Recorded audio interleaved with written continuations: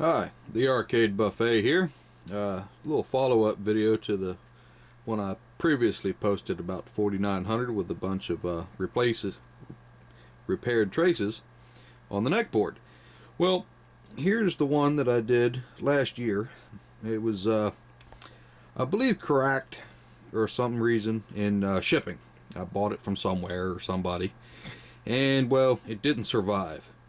So I sat down one day and started on it, and as you can see, it's a mess. There are, I think it's 19 different jumpers and solder bridges that went into this to get it back working.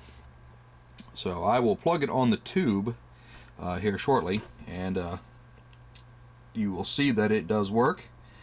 But I figured I'd make a follow-up video of it because it was a very difficult repair. I had this on and off the test tube 30 plus times in the course of around 8 to 10 hours. I sat and worked on this all day long and finally got it going. But what happened was, you could take the chassis and plug it in and it would work a little bit. You'd have high voltage, but it would have vertical collapse.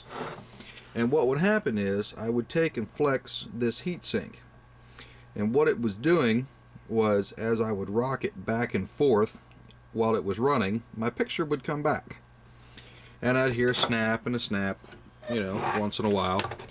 And what it was doing was, in this spaghetti mess here, it's hard to see, but you got your two vertical transistors. And what it was doing was, the crack that was running through the board, you really can't see it very well, and I can't remember which direction it goes in now. I'm just glad it's working.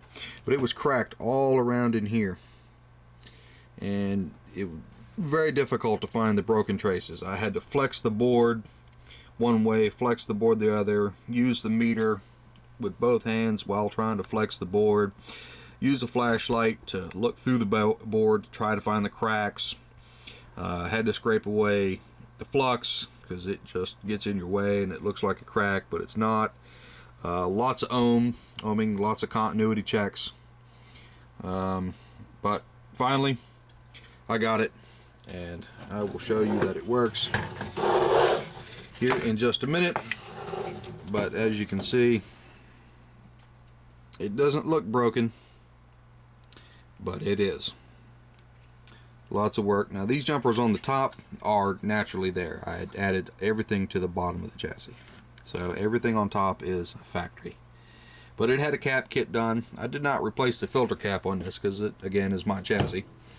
So I'll put it in a game with some vintage soon. But it works, and it was a difficult repair, but it was actually fairly enjoyable because you don't get many like this, and it's a lot. Well, anyway, I did write on it when I repaired it. There it is. 6/1 of 2012. So there you go. About 7 months ago. So, but again, and there's jumpers all over the board. There isn't jumpers even over here in the power supply section. As you can see, the big jumper there, ground jumper there. There's cracks that go all the way along this board. All right, well, let's get to testing. All right, everybody, we're back. Brief intermission. Brief intermission. Here in a minute. Got the chassis all hooked up, and as you can see, it's running. So everything's good to go. Same chassis, and I just had my hand. You can't see the repair from up here, but that's it. On the test tube, looking good to go.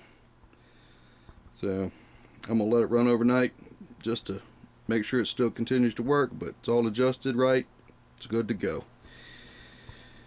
So just wanted to do the follow-up. Any questions, comments, please post them. If you need anything repaired, please visit my website, thearcadebuffet.com. Hit me up at my email, thearcadebuffet@gmail.com. Thank you very much.